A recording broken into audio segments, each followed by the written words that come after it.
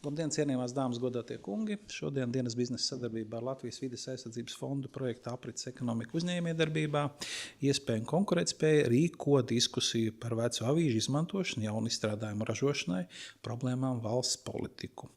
Tas ir diezgan lielā mērā saistīts ar masu mēdījiem. Diemžēl jāsaka, ka avīžu tirāžas un avīžu Latvijā ir kļuvis pēdējos gados diezgan strauji mazāk. Bet droši vien parunāsim ne tikai par to vienu, bet pamatā runāsim par vecu avīžu izmantošanas iespējām un otro dzīvi šim produktam. Diskusijas dalībnieki Klimata enerģētikas ministrijas valsts sekretāra vietniece vides politikas jautājumos Rudīta Vesere. Labdien! Latvijas zaļais punkts valdes loceklis Kaspars Zakulis. Labdien! Un SIA Eko Baltija vide valdes loceklis Andris Ziemelis. Labdien! Varbūt tad sāksim ar to pirmo jautājumu, kas ir cik liels tad avīžu Latvijā ir gadu nonāk savākšanas konteineros. Jāsāk laikam ar Eko Baltiju, Ziemeļkungu. Es uz šo jautājumu atbildēt nevarēšu, tāpēc, ka mēs tādu uzskaitu vienkārši nevedam. Un, tur ir divi galvenie iemesli. Viens iemesls ir tāds, ka avīžu apjoms ir, salīdzinot ar citiem atkritumiem, niecīgs. Un otram kārtam, un tas laikam ir tas primārais, ka mums arī nav pasūtījums no ražotāja atbildības sistēmām par to, ka mums būtu šāds te materiāls atsevišķi jāvāc un jānodod pārstrādei. Šie tad ir tie, acīm redzot, tie galvenie iemesli, kāpēc mēs arī neuzskaitam šo materiālu apjomu. Bet tad vai šobrīd viņš ir makulatūrā, tad šīs avīzes? Tas materiāls, protams, ka tāds tirgu ir, un mēs viņu arī redzam šķirotajos konteineros. Jo jebkurš iedzīvotājs var šo te materiālu izmest šķirotajā konteinerā, un attiecīgi tālāk nonākot uz mūsu automātiskajām šķirošanas līnijām, mēs, protams, ka redzam, ka tas materiāls ir. Bet tas, ko mēs varam pateikt, ka arī tā materiāla kvalitātes, ņemot vērā to materiāla specifiku, ir slikta priekš pārstrādes. Ja? Un līdz ar to visbiežāk tas aiziet uz tālāk kopā ar citu ar kartonu un tam līdzīgiem materiāliem uz pārstrādi. Tad viņš iet kopējā kā makulatūra. Jā, kā viņš iet kā iepakojums, pēc būtības kā kartona iepakojums iet. Zakuļkungs, ražotāja atbildības sistēmā nav, datu nav.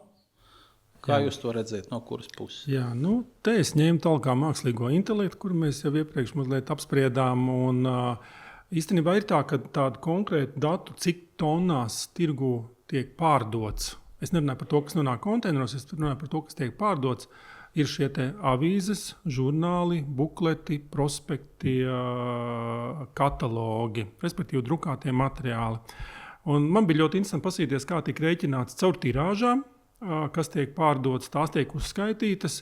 Īsti neskaita papīru, kas tiek izmantots, lai nodrukātu šos te visus materiālus. Bet tas kopējais apjoms bija 10 līdz 12 tūkstoši tonnas gadā, kas nonāk Latvijas tirgū. Tad jautājums par to, kas nonāk konteineros, jo ir vēl daļa avīžu žurnālu, kas tiek atgriezts atpakaļ kā nepārdots materiāls. Un tas jau gan ir diezgan labs un derīgs pārstrādē, jo tas nav redzējis mitrumu un tam ir pārstrādes iespējas. Bet pieminēju par ražotāju atbildības sistēmām, kad Latvijas normatīvajos aktos, es viņu saukšu par makulatūru, jo patiesībā tā ir īstākā makulatūra, tas, kas ir kartona kaste, tas ir iepakojums. Tad tas nav dabas resursu nodokļu objekts, līdz ar to neviens, kas šos te avīžu žurnālus pasūta drukāšanai un pēc tam novieto tirgu, nemaksā nevienu centu, respektīvi, tāds sausais atlikums. Tie, kas finansē iepakojuma apsaimniekošanu, tie arī samaksā par tām avīzēm un žurnāliem, kas nonāk šajos te šķirotu atkritumu konteineros. Cik liels tas apjoms ir apmēram, reiķinot pret to kopēju, arī tas nav šobrīd nav reiķināts, tāpēc, ka tas, ko es pateicu, šīs 10-12 tūkstoši tonnas, tas ir tas tāds teorētiski aprēķinātais, bet cik nonāk konteineros, mēs zinām, ka ļoti liela daļa mājasaimniecība izmanto gan iekuriem, gan arī tās avīzes kaut kur citur, teiksim tā, tiek neminēšu, kur nonāk, un līdz ar to tas apjoms varbūt ir 20, varbūt 30%, kas, teiksim tā, nonāk līdz konteineriem, varbūt pat mazāk. Tā kā tie varētu būt pāris tūkstoši tonu. Veseres kundze, vai ir kaut kāda cita veida dati, izņemot ražot atbildības sistēmu vai atkritumu apsaimnieku vai datu par šo avīžu apjomu esamību un varbūt arī tālākām lietām, kur viņas tālāk var likt? Jā, izplatītājs veids netiek rēķināts. Šajā gadījumā tie dati, kas ir pieejami, tie ir par papīra un kartona atkritumu savākšanu, kas ir dalītajos konteineros. Atsevišķi būs papīrs un kartons un atsevišķi iepakojums. Cik tas ir precīzi nodalīts šis iepakojums no avīzēm, tas, protams, arī ir jāskatās, jo, kā jau minēja kolēģi, tad, protams, kad iedzīvotājs normāli mājas apstākļos šīs te avīzes izmet tai pašā papīra, ja vieglā iepakojuma konteinerā. Ja, protams, viņam būs lielāka apjoma, piemēram, tur žurnāli un vēl kaut kas, tad viņš meklēs, kur to vēl var nolikt un kādā veidā jēgpilni atbrīvoties no tā visa, bet tāda atsevišķa specifiska uzskaita netiek veikta tieši par avīzēm vai žurnāliem. Jo atcerēsimies, ka tipogrāfiskie izdevumi, kur arī papīrs tiek izmantots, tās ir arī grāmatas un jau daudz pieminētie bukleti, dažādi ceļveži un tā tālāk. Viena lieta ir avīzes un žurnāli, ko mēs iespiežam tepat Latvijā tipogrāfijā. Mums tipogrāfijas ir strādā priekš ārzem tirgiem, kuriem tiek iespiests. Un savukārt Latvijā viena daļa šo izdevumu nonāk, kad viņi ir iespiests citviet. Gan bukleti, gan arī tās pašas, kā saka, bet tie, kas viņus izplatā, pat zina šo apjomu, cik daudz viņi ir pasūtījuši, pasūta nevis uz kaut ko ļoti mistisku vai uz kilogramiem, pasūta uz skaitu. Un katram bukletam un katram citam materiālam vienmēr ir izmēri, svars un cieti vāki, mīksti vāki, glancēt, neglancēt un tā tālāk. Un te vēl jāatcerās, ko nepieminēju iepriekš, kad šie te glancētie materiāli tie ir tie, kas nemaz nav tik patīkami pārstrādē, kas rada vairāk problēmas nekā iegūmus. Labi, tad ko dara atkrituma apsaimniekotāji ar šo te? Viņi atdod kā makulatūru, bez šīs te nošķirošanas, kas ir tie glancētie, parastās avīzes, kartona iepakojums. Ko jūs darat ar viņu? Un kas ir tie, kas viņus beigās pērk, patērē? Principā tur ir divi tādi ceļi, kur tas viss aiziet. Viens ceļš tas ir tie kopā ar kartona iepakojumu aiziet uz pārstrādi. Tātad tiek iejauts iekšā kartona iepakojumā un tiek saražots jauns materiāls. Un otrs variants ir tad, ja visbiežāk kāds ir, kad avīzes, piemēram, ir slapis, jo avīzes kā tāds ļoti labi uzsūc mitrumu, tad tas aiziet uz tā saucamo RDF, jeb uz siltuma radīšanu, jeb kas ir dedzināšana. Tātad no šķirotajiem atkritumiem kaut kāda daļa materiāla tiek atdalīta nost, kas nav paredzēta pārstrādē, kuram nevar dot otro dzīvi, tad tas aiziet uz siltuma ieguvi. Tas ir Latvijā siltuma ieguve? Siltuma ieguve Latvijā. Principā arī uz ārzemēm iet projām? Iet, bet mūsu gadījumā, ja mēs runājam, tad tā ir Latvija. Švenks? Jā. Zakuļkungs, esat pastījušies ārzemēs. Ārzemēs kā ir ar šo te? Tad arī apmēram līdzīgi kā pie mums, ja tomēr ir mazliet savādāka situācija. Divi galvenie modeļi ir. Tātad, ja mēs paņemam, ir Francija un Somija, kur maklatūra ir, es saukšu par maklatūru drukātos materiālus, tikai ne iepakojumi, kur ir noteikti šī te obligātā ražotāja atbildība. Un Francijā jau tas ir no 2006. gada, un līdz 2023. gadam šī te maklatūra tika vākta atsevišķi. Un tad viņi saprata, ka iedzīvotājiem vienkāršāk to salikt ir vienā konteinerā. Un tad avīzes iet ar iepakojumu līdzīgi kā tas mums kopā. Tikai ražotāji maksā. Maksā par katru tonu, kas tiek novietot tirgū. Un atbildīgie ir tie, kas šos te bukletus, avīzes, žurnālus pasūta. Nevis tās ir tipogrāfijas, bet tie, kas var tiešā veidā ietekmēt. Respektīvi darbojās princips piesārņotājs maksā. Jo tad tas pasūtītājs var izvēlēties biezie vāki, krāsainie vāki un cik liels tas buklets būs, respektīvi tieši ietekmē tonus.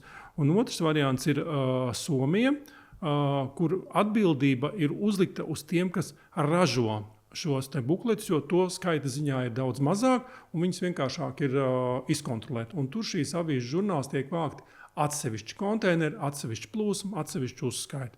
Un tad ir tā pārējā Eiropā, vislabāk ir attīstīts Vācijā, Nīderlandē, kur līdzīgi kā Latvijā šī te maklatūra tiek likta turpat pie iepakojuma, bet netiek saņemts finansējums no šiem te, maklatūras ražotājiem. Veselis kundze, mums Latvijā vajadzētu kaut ko mainīt, nevajadzētu mainīt šajā Tad droši vien jāatgriežas nedaudz būtu vēsturē, jo Latvijā 2 reizes šāda ideja ir bijusi pacelta, virzīta, bet kopsumā nav guvusi vajadzīgo atbalstu.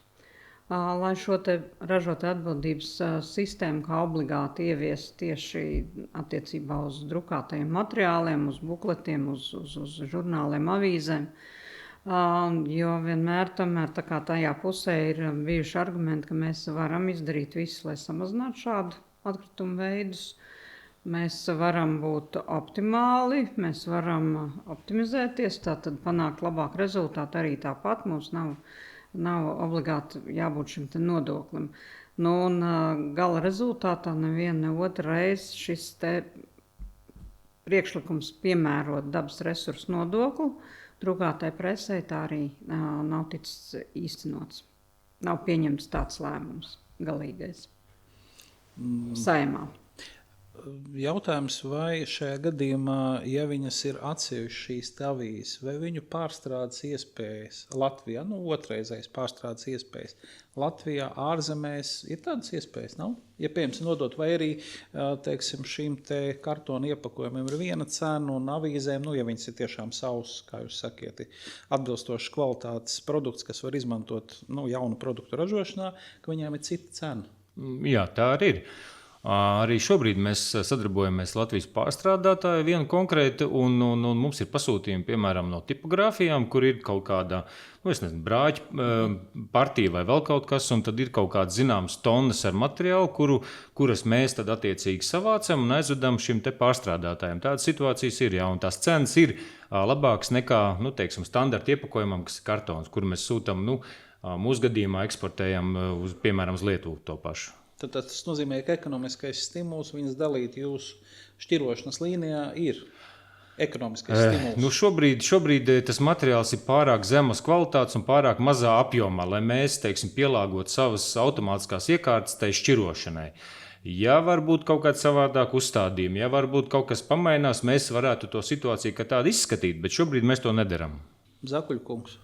Jā, tāpēc, ka te mazliet ir kopā divas plūsmas. Viena ir rūpnieciskie atgriezumi, kas nekad nebūs dabas resursu nodokļu objekts, un otrs ir tā plūsma, kas nāk atpakaļ no mājasaimniecībām vai arī kaut kādiem uzņēmumiem, kas izmanto šo drukāto presi. Bet pamatā tās ir mājasaimniecības. Ļoti pareizi pateica, nav pasūtījums un nav finansiāli izdevīgi. Tanī brīdī, ja šīs drukātie materiāli būtu kā dabas resursu nodokļu objekts, tad parādītos arī finansējums no šiem atbildīgajiem, kas ir tie piesārņotāji, un tad caur ražotāju atbildības sistēmām šis finansējums un attiecīgi pasūtījums tie būtu noteikti tonnas, kas ir jāsavāc atpakaļ. Un tad arī parādītos stimuls savācējiem vākt, lasīt laukā, varbūt izvietot papildus konteinerus. To jau tālāk, tas jau tā teikt tehnikas darbs. Bet, ja Latvijā ir šāda pārstrādes iespējas, vai arī tepat Baltijā pārstrādes iespējas, tas nozīmē, ka momentā arī mainās šis pieprasījums. Ja vien, protams, nepieņem, ka tās avīzes katru brīdi ar vien kļūst mazāk, kas nozīmē, pēc būtības tam ražotājiem vai pārstrādātājiem, tas nozīmē, ka viņam ir jāiet importa ceļš. Viņš nevar paļauties tikai uz vietējo vai Baltijas tirgu, viņam jāstās arī tad importa variants. Noteikti ir dažādas iekārtas. Es zinu, ka, piemēram, Latvijā ir olu kastīšu ražotājs, brešu ražotājs, pareizāk sakot. Un tās audzes, kas iziet cauri, ir 4000 tonnas gadā, tad avīzes ir kaut kāda trešā daļa. Ja? Tas ir kaut kāds 1000 vai mazliet mazāk. Kā es pieminēju, 12,000 ir kopā drukātie materiāli. Tīri avīzes no visu šī apjoma ir apmēram arī kaut kā 25%, jo krāsainais glancētais žurnāls īsti tam nolūkam nederēs. Tad var jau arī kaut ko ražot ar mazām iekārtām. Nav jau teikts, ka visam ir jābūt desmitiem un simtiem tūkstošu. Jo tikpat labi jau var arī šīs avīzes iepirkt arī no kaimiņu valstīm. Nav jau nekur teikts, ka katrai valstī vai savu tā teikt mazo pārstrādes rūpnīcu var jau kooperēties. Kaimiņiem ir kaut kas lietuviešiem, igauņiem? Es esmu dzirdējis par šiem siltumizolācijas materiāliem, jo tas arī, kas Latvijā ir, tas ir viens no populārākajiem, teiksim, tā veidiem. Bet, protams, tas ir tāds neliels lokāls. Bet ļoti bieži jau daudz kas atdurās pret transportēšanas izmaksām, jo ir noteikti kaut kādas robežu vērtības, cik tālu ir izdevīgi kaut ko vest. Vai arī Somijā, piemēram, jūs pirms tam minējāt šo Somijas pieredzi? Jā, Somija ļoti labi dzīvo pati uz savu maklatūru. Viņiem pašiem ir savs rūpnīcas, bet Somijā tas ir cits apjoms, jo tomēr iedzīvotāju skaits ir 3 reizes lielāks nekā mums. Tad attiecīgi arī pieļauju, ka šī drukātie materiāli varētu būt vairāk. Bet, kā jūs jau minējāt, sākumā, protams, ir šī tendence samazināties. Bet atcerēsimies to, ka ir šis 35. gads, 10% varēsim noglabāt. Tā kā jebkura tona, ko mēs aizvirzam prom no poligona, Kovdai, primāri uz pārstrādi, otrais variants ir šī enerģijas iegūšana, siltuma. Ja, tad tas, beigās rezultēsies mazākos maksājumos Eiropas Savienībai par nepadarīto. Iezīmē nepadarītais darbs Latvijai un maksājumi Eiropas Savienībai, Veseles kundze. Tas gads ir stipri patāli vēl tomēr. Ņemot vērā šodien 26. gads, tikai tas vēl patāli mums ir.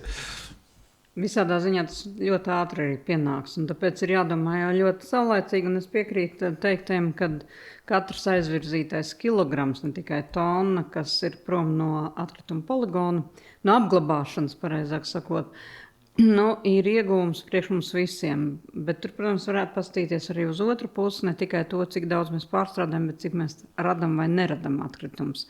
Tā kā šeit ir 2 virzieni, kuros skatīties, un, protams, tas, kas ir radīts, tad tam ir jābūt tādam, lai viņš ir pārstrādājums, jo mēs vēl joprojām dzīvojam tomēr tai pasaulē, kur ļoti daudz lietas nav pārstrādājums. Un ne tikai tāpēc, ka viņas varbūt ir nekvalitatīvi savākts vai tur mitrumu dabūjuši, kā tas var būt papīra gadījumā vai kā, bet viņas gluži vienkārši nav pretī tehnoloģijas vai pat, ja tādas eksistētu vai būtu, teorētiski ir pārstrādājums, bet praktiski nav, tāpēc, ka vai nu nav apjomi vai piegādes un viss kopumā, kas sevi ekonomiski neattaisno to darīt. Līdz ar to, protams, mums ir jāskatās uz to, kas mums ir, jādomā, kā samazināt šos apjomus, un kā tas, kas nav samazināms, kas tomēr rodās, kā ar viņu jēgpilni tikt galā, kā viņu jēgpilni tālāk izmantot. Bet es gribētu šeit piebilst, ja es pirmīt minēju 10–12 tūkstoši tonnas, un es nolikšu pretī vienu dabas resursu nodokļu objektu, kur apjoms ir 3 reizes mazāks, bet tas ir noteikts kā dabas resursu nodokļu objekts. Un tas ir tās dzērienu pakas, jeb tautā saucamās tetrapakas. Kopējais Latvijas apjoms ir apmēram, es droši vien diezgan precīzi pateikšu, apmēram 3000 tonnas, un pat ir noteikts atsevišķs savākšanas un pārstrādes procents. Mēs zinām, kas pie tā ļoti piestrādāja, un tāpēc es domāju, ka mēs varam taisīt 3. raundu un 3. mēģinājumu, un tomēr šīs avīzes, žurnāls un buklets tomēr noteikti kā dabas resursu nodokļu objekti, jo tad uzreiz parādās finansējums pārstrādātājiem, un gal galā jau sanāk tagad tā. Katra avīze, žurnāls, kas tiek ielikt dzeltenā konteinerā, aizņem kaut kādu tilpumu. Tātad tajā konteinerā kāds nevar ielikt, piemēram, kartona kasti. Principā tiek apzakts. Tā ļoti vienkārši pieejot klāt. Ja? Jo, ja tu neesi samaksājis, nevar būt tā, ka tu izmet atkritumu, kādam par to ir jāmaksā. Vai tev ir jāsamaksā mājsaimniecībai patiešām noslēdzot līgumu par atkritumu, nešķiroto atkritumu izvešanu, vai tad tas ir iepakojums, kur iedzīvotājs ir samaksājis veikalā pērkot šo preci, kas ir iepakojumā. Avīzes žurnāls, diemžēl, pagaidām veģetē uz iepakojumu rēķinu. Labi, bet tagad, ja mēs paskatāmies, ka tomēr, kā jūs iepriekš minējāt, šīs avīzes mēdz izmantot arī citiem nolūkiem. Skaļies viņus nesaukšu, bet es domāju, ka visi zina, kādi šie pa nolūkiem. Vai ražotāja atbildības sistēmā varēsiet savākt šādu te apjomu, ja viena daļa joprojām izmantos citiem mērķiem šīs vecās avīzes? Protams, ja viņš būs savi 80%, tad jautājums, vai viņi var dabūt atpakaļ. Ja viņš ir ļoti zems, tad jūs atpakaļ savākšanas procentam ir jābūt samērīgi iespējamam, jo var jau, protams, noteikt 110 un 120%. Ja? Nebūs. Bet paņemsim ļoti labs piemērs par riepām. Riepas kādu laiku atpakaļ bija ļoti liela problēma. Tad atceraties, mums reģenerācijas tās pārstrādes procents auga 80, ja? Un tad ir vienā brīdī apstājies, jo Patiesībā jau diezgan ir iztīrīti tie Latvijas meži no visiem vēsturiskiem uzkrājumiem. Tagad jau praktiski iedzīvotāji maz vairs, kurš sūdzās, ka nav kur nodot riepas. Izņemot tie, kas ir nopirkuši varbūt internetu veikalā un nav samaksājuši nekādu apsaimniekošanas maksu, tad tiem varbūt ir problēma. Bet tas procents var būt dažāds. Piemēram, vismazākais procents, ko es zinu, pat labam ir tekstilizstrādājumiem 22,5%. Kaut gan varētu noteikt arī 35 un 40%, jo iedzīvotāji ļoti labi māk atšķirot tekstilizstrādājumus, kas ir tā teikt beiguši kalpot. Un tad vislielākais sanāk mums ir tagad papīram, kartonam, tie ir 80%. Riepām 75%. Jā, tā kā jābūt tam samērīgumam. Avīzēm varbūt arī varētu sākt ar 10 un tad, piemēram, pamazām audzēt. Tieši tāpat kā tekstilam bija 20, tad 22,5, tagad 25 būs. Tā kā to var audzēt. Ziemiekungs, varētu savākt šādus te apjomus, ja pēkšņi jums tur atšķirot, būs jāatšķiro, būs, kas saka, konkrēti cipari būs vajadzīgi, ražot atbildības sistēmu vai paredzēs. Jā, viss atkarīgs no tā procenta, kāds procents mums jāsavāc. Un es jau tagad sēžot pie galda domāju, kā mēs vāksim tagad tās avīzes. Un man jau, teiksim, tā jau kaut kāda doma jau sāk veidoties. Jo, piemēram, ja mēs runājam par to pašu elektroniku, jā. Elektronika jau arī mēs gan izvietojām mazās kastes lielveikalos, gan degvielas uzpildes stacijās, gan arī mēs paši veicam akcijas, kur mēs braucam pa reģioniem vācam, gan arī mums ir iespējams, teiksim, iedzīvotājiem piezvanīt, un mēs aizbrauksim pakaļ savāksim. Ja? Tā kā tie dažādie veidi jau eksistē. Ja? Tas jau, teiksim, mums tikai konkrētā situācijā būtu. Tātad, ja mums ir noteikts, ka jāsavāc tāds un tāds tonu apjoms, avīžu, ir pasūtījums. Jā, ir pasūtījums. Līdz ar to mēs tad ejam uz to, lai mēs to izpildītu. Veseres kundze. Replika par šo.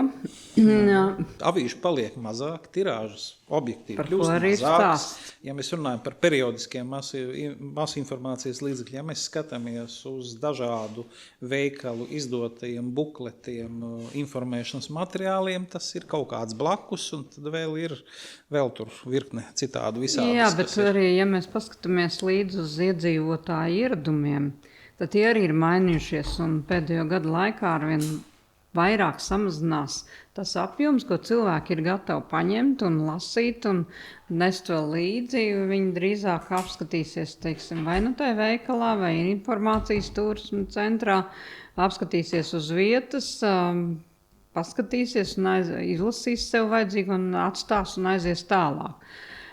Jo cilvēki jau arī skatās, ko viņi nes mājās, un tad, kad viņiem ir daudz visa kā, ja tam nav, protams, mētiecīgi, teiksim, lai būtu paliktu kolekcijai vai vēl kaut kam, tad tas ir jāmet ārā. Un tad, kāpēc domāt par to, ko izmest, ja var vispār neizmest, ja var nebūt tas, kas var nebūt.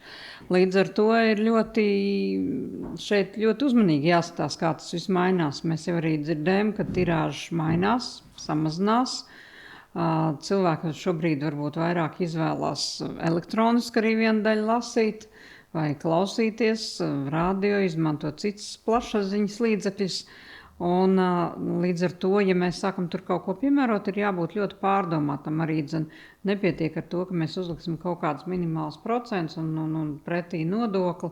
Mums ir jāsaprot, kāds būs tas iegūms. Vai šis instruments ir absolūtas atbilstošākais un īstākais? Ziemeļkungs. Vai jūs prāt Latvijā esošo sistēmu vajag mainīt, nevajag mainīt, vai jāmaina valsts politika, vai neko nevajag, jo, kā mēs runājam, tirāža šeit lejā. Cilvēku paradumi mainās, cilvēki šobrīd, vai es atvainojos, neņem visu to, kas kaut kur stāv un nes mājās, tā vairs nenotiekās. Viņi varbūt paskatās, varbūt nepaskatās, vai varbūt pat noliek atpakaļ to, ko viņi paskatījušies turpat, it īpaši, ja mēs runājam par bukletiem. Vajag mainīt, kaut ko nevajag mainīt? Man jau liekas, ka tā varētu būt tāda laba, bišķi atkāpjoties no tēmas, tāda laba biznesa niša, jo man ārkārtīgi patīk nonākt kādā vietā, kur uz galda stāv avīzes ar lielu baudiņu, attais vaļā un palas, jā. Bet runājot par to, mēs neesam politikas veidotāji, mēs esam politikas realizētāji, jā. Līdz ar to, ja būs uzstādījums, mēs darīsim. Zakaļkungs. Es jau pirmie pieminēju, ka jebkurš kilograms, kas tā teikt, netiek novirzīts apglabāšanai, ir labs. Un mums ir precedenti par to, ka uz daudz mazāku apmēru tiek piemērots šis dabas resursu nodokļu objekts.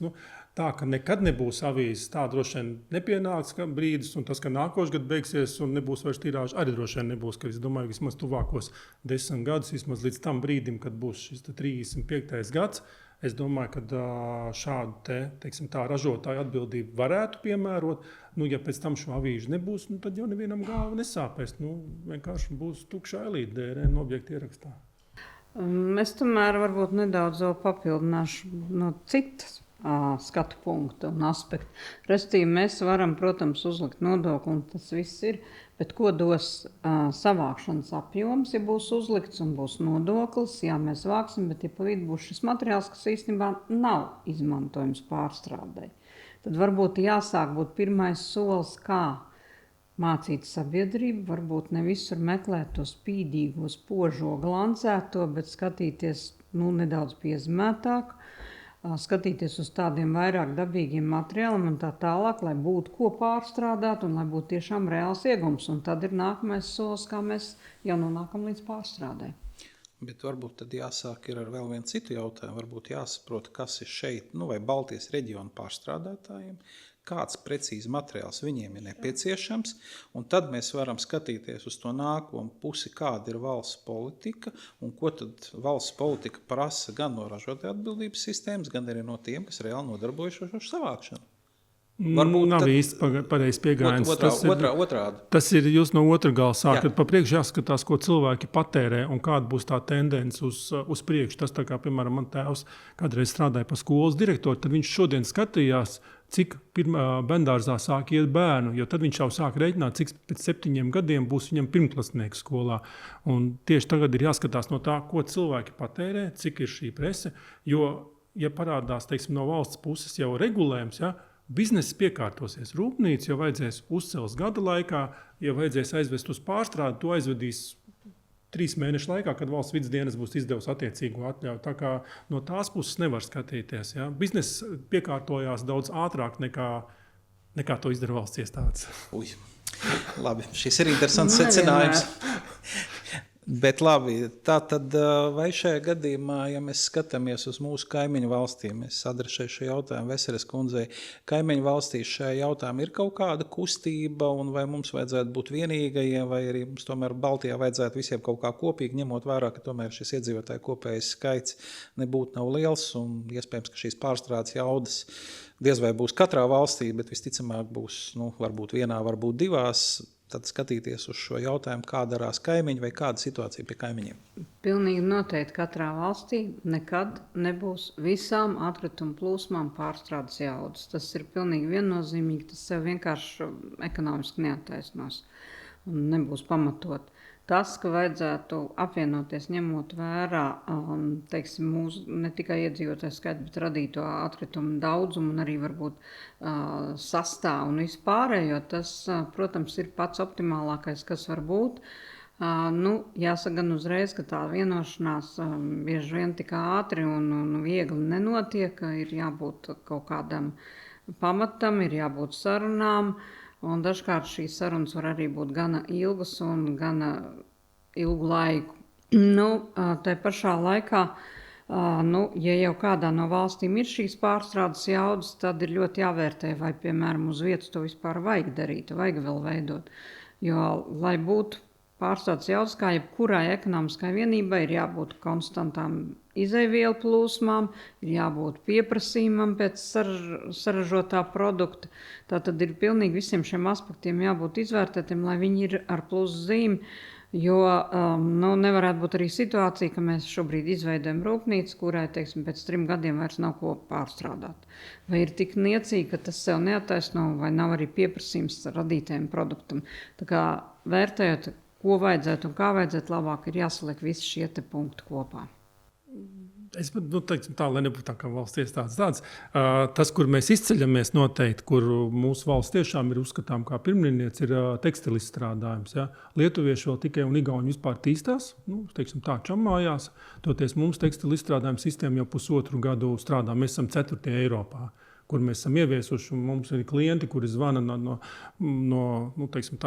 radniecīgām Eiropas valstīm, prasa, kā jūs to izdarījāt un kādā bijāt gatavi. Es saku, valdība mums labi pastrādāja.